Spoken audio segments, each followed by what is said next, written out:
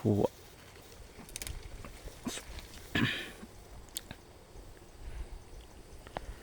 อยู่ไหอยู่หน้าคือเก่าน้องอายบัวไหล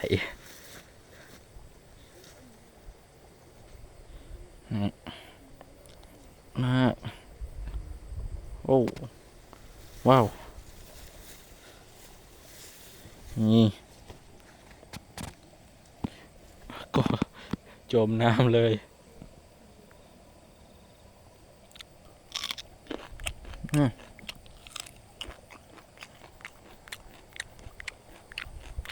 หวานเลย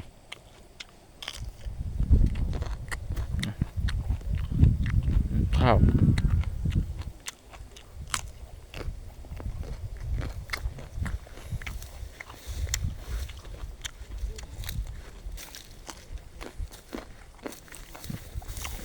จะเก็บมะเขือ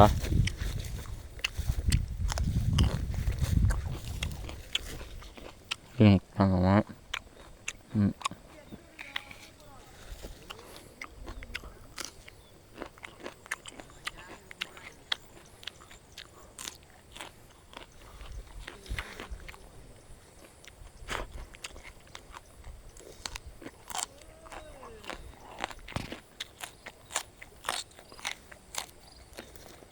กู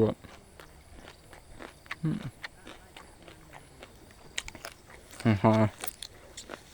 ดูเก็บ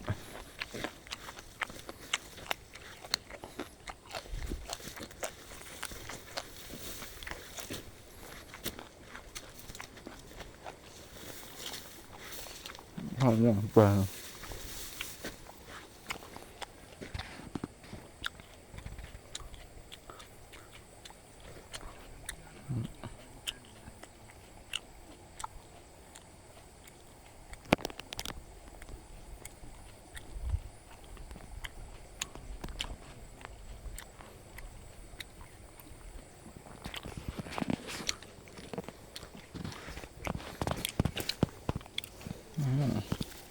เก็บต้นเขาเบิ่งมักน้ำเนี่ย2 ลูก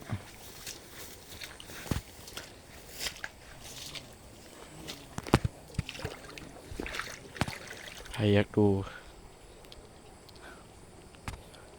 หาปลาตอนกลางคืนคอมเมนต์มาเก็บคลิปต่อนี่นำ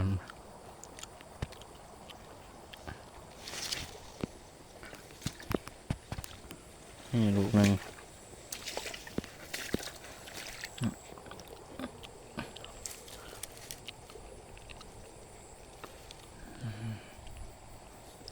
ว้าว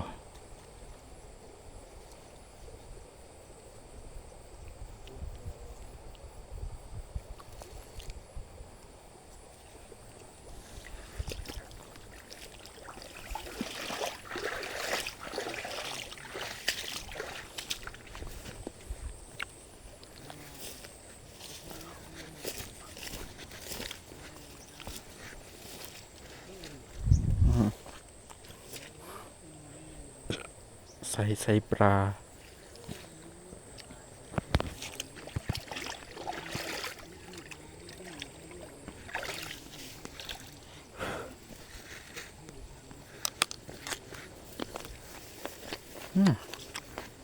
อะไรม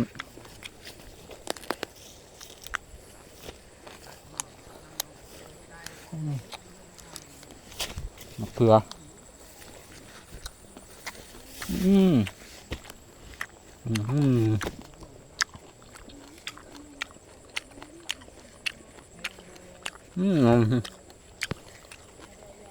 เน่า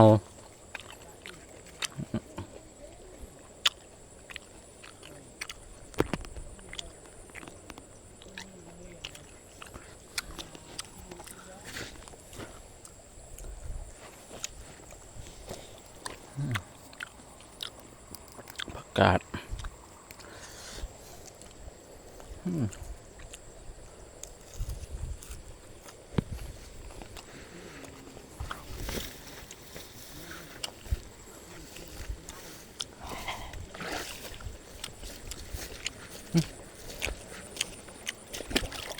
โอ้ไหลอยู่เลย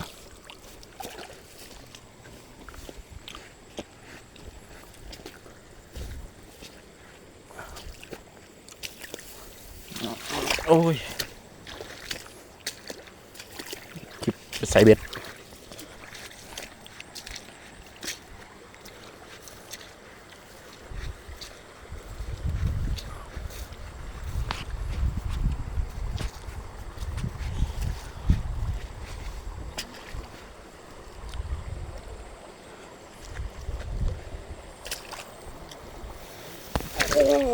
เกือบล้มป